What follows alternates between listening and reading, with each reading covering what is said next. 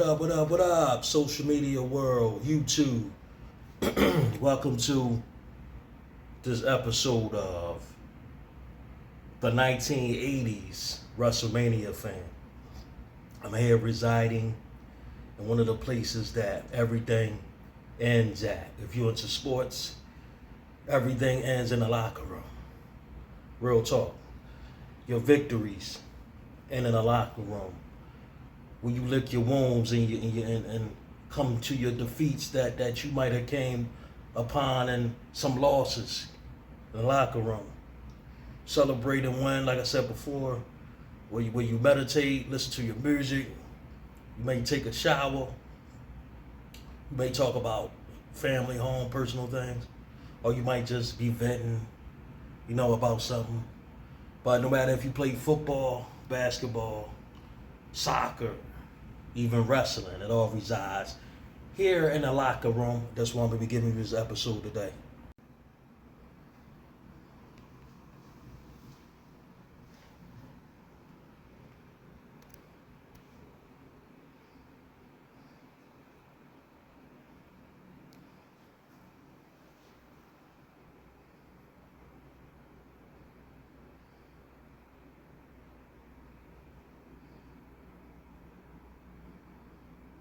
I was huge into the wrestling back in the 80s.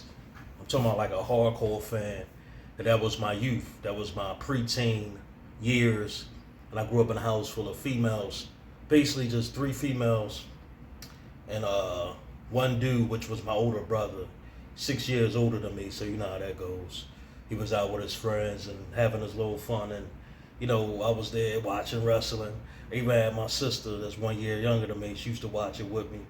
And I was a big hardcore fan. I used to get the magazines and get the posters up on the wall of my favorite wrestlers. Me and my friends, we was on some like crazy nerdy shit.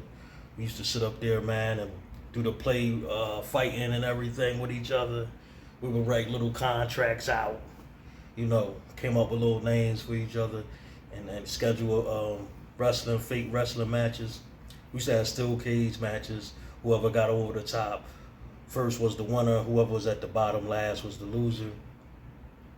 We used to make our own wrestling belts. We get a cardboard, put aluminum foil on them, get a big ass fucking Sharpie and write world heavyweight champion, whatever on them joints.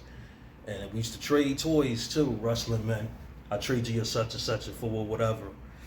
But the main two wrestlers that you had to have in your collection was Macho Man and Hulk Hogan. Everybody knew that if you're from the 80s. It's like having a real match right in your own home. Yes, there's Jimmy Superfly Sooka. The Iron Sheik. Hulk Hogan. And Big John Studd. And now you can fly them and flip them in the Sling 'em Wrestling Ring. Wrestling superstars and new wrestling ring, each sold separate. I like to talk about WrestleMania 1, the one that started it off. It was with these two dudes right here, as you see on the hoodie that I'm wearing that I made, Hulk Hogan and Mr. T, teaming up against Roddy Piper and Paul Orndorff. Paul Orndorff actually like an old English teacher I used to have in 8th grade, real rap. And also, is it me or do Roddy Piper kind of look like John Ritter from Three's Company?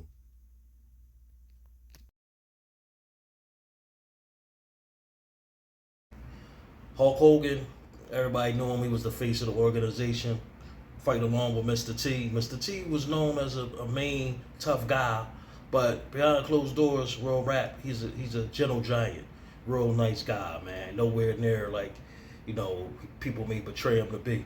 But them two teamed up, man, and they fought against, these dudes. Roddy Piper hated that dude. I'm talking about hated. He was like the most trash talking white ball in wrestling that you ever came across. But he was good at that. I give him definitely. He should have got a title for that alone, talking shit title. And then Paul Orndorff, I used to hate that motherfucker because all he used to do was body slam you, then he want to show his muscles off and shit. You know, have muscles on top of muscles. You know, he used to always do that shit. But the match was definitely worth the anticipation. A lot of testosterone going on, a lot of adrenaline, a lot of energy in that match. And it was definitely worth the watch for that first main event during that first WrestleMania. The second WrestleMania, because I'm not talking about all the matches. I ain't got time like that. I ain't gonna waste your time like that. I'm talking about the main events. You gonna hear Hulk Hogan name a whole lot, because he reigned, he ruled for the '80s, and that's how it is. What it is. A lot of people might not even know that Hulk Hogan, when he came into the wrestling WWF, before they was called WWE, that he was the heel. Believe it or not, at first he was the bad guy, and then they turned him into, you know, to eat your vitamins and all that, and the good guy, the Hulk with the Hulkamaniacs and all that stuff. And then later on, he left, and then he wound up becoming bad and then good again. You know, but he was the heel at first when he came in.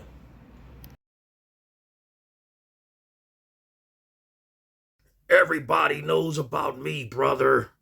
All the Hulkamaniacs, they know about me, brother. And they know about the 22-inch pythons.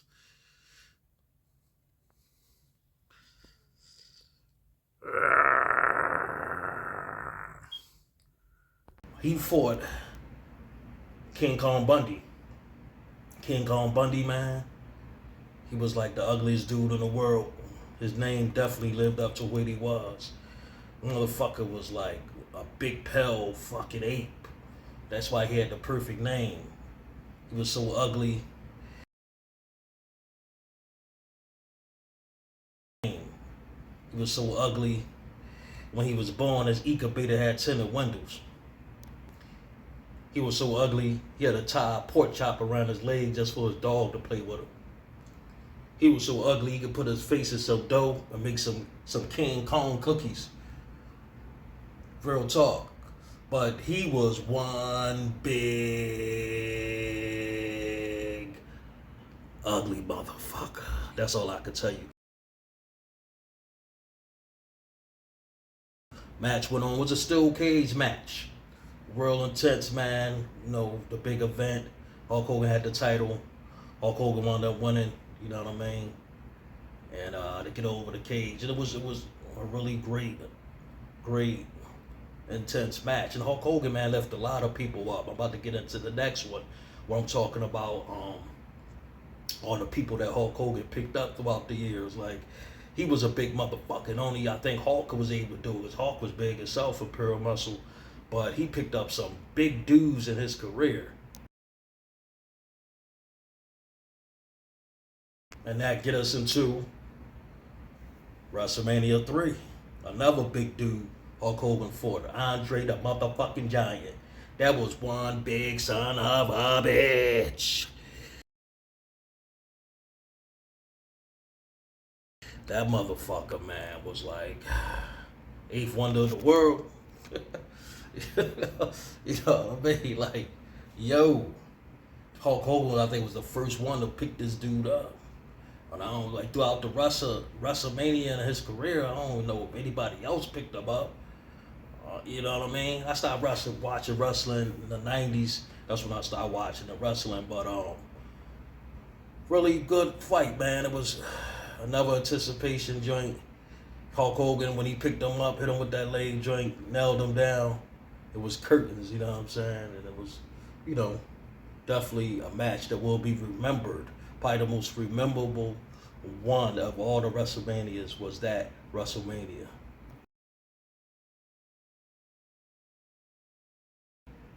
And then we get into WrestleMania 4. WrestleMania 4 was a little different. They had a battle royal. It was like a 20-man battle royal. Everybody was in the ring. Whoever got knocked out was completely out, and that was it. And whoever lasted in the ring, it was the last in the ring was the winner. and it got down to three people that was left. It was Junkyard Dog, Bret Hart, and it was Bad News Brown. And the way they set it up, man, they really fucked my man Junkyard Dog over. People real rap. Like they really fucked my dude Junkyard Dog. He was the favorite. There's a lot of people love Junkyard Dog, man. They had the brother and the white ball against the black ball. Bret Hart and Bad News Brown, they teamed together and they put Junkyard Dog out the ring. And then then Bad News Brown tried to act like he was cool with Bret Hart. He wound up trading on him. He acted like he was gonna share the belt. He wound up, traded on him and pushed him out the ring, and he won that joint. But they really did my dude, like I said, they did my dude wrong, man. I wish, Yeah, yeah, man. They did me wrong. They did me real wrong in WrestleMania 4, man. But I'll tell you this, my brother Bad News Brown teaming up with the enemy, every dog has his day.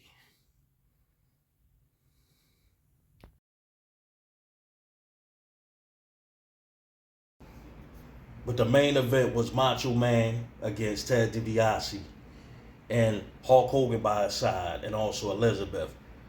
World classic event, man. The fight was, was a classic, unique. But what stood out was Hulk Hogan wasn't the main vital point this time. He was trying to pass the torch on to Macho Man, who was, I would say, like the second biggest superstar in wrestling, for real, for real. And they was buddies for a while, and Macho Man won the belt. It was phenomenal. And then everybody know the story. Macho Man accused Hulk Hogan messing with Elizabeth. They had they beef, and then they fought in WrestleMania 5.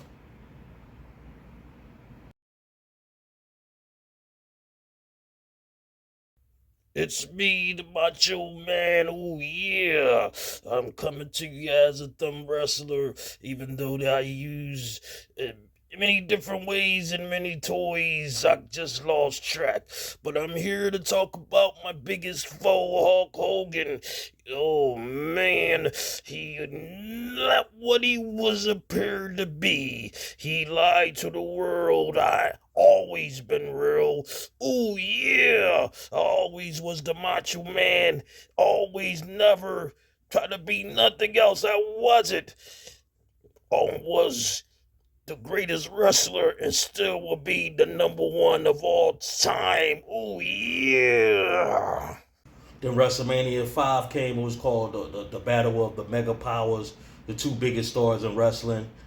Probably one of the biggest events at WrestleMania ever. You have Hulk Hogan, the Hulkamaniac, the world's champion. Well, he wasn't a champion at the time. He was fighting to get the belt from Macho Man. Macho Man, the hype dude, known for his hypeness and his aggression. He still was accusing Hulk Hogan of messing with his girl and all that, so he had to take it out in the ring. Hulk Hogan got the belt back, did his famous joint, off the top with the leg drop, all that good stuff. He got the belt back, then the famous song comes on, like you heard. He hearing all like the introduction and at the every match. I'm in my proud American, fighting for the right of every man. I'm in my proud American, fight for your right, fight for your right.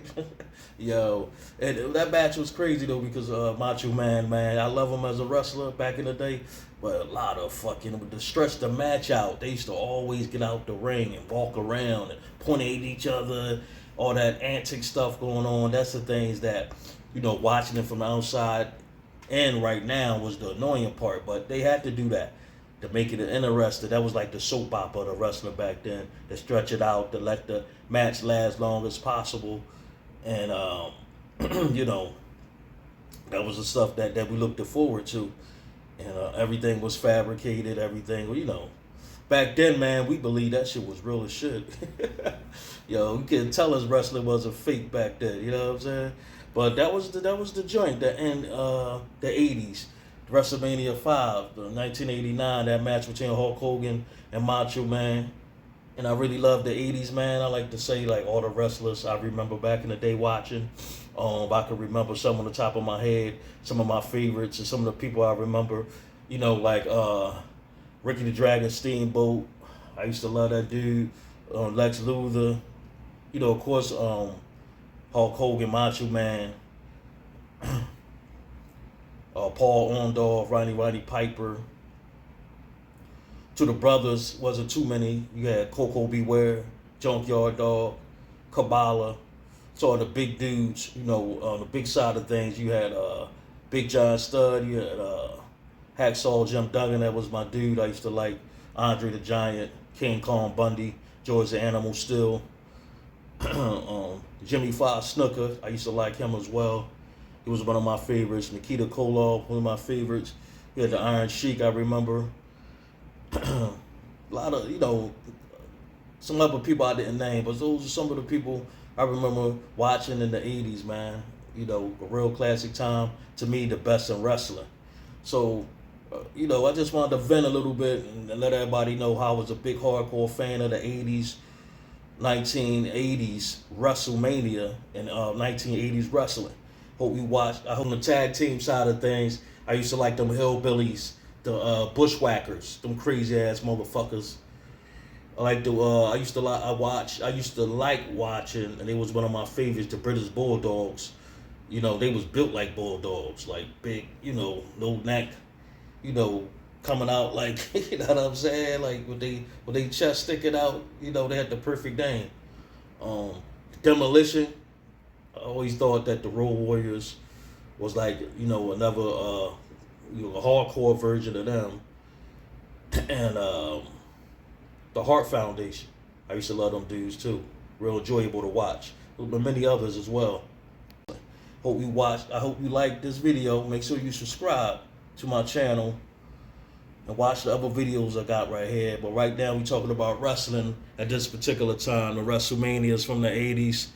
As you see, I got the classic first WrestleMania hoodie that I made on. And I like to say thanks for watching. Peace.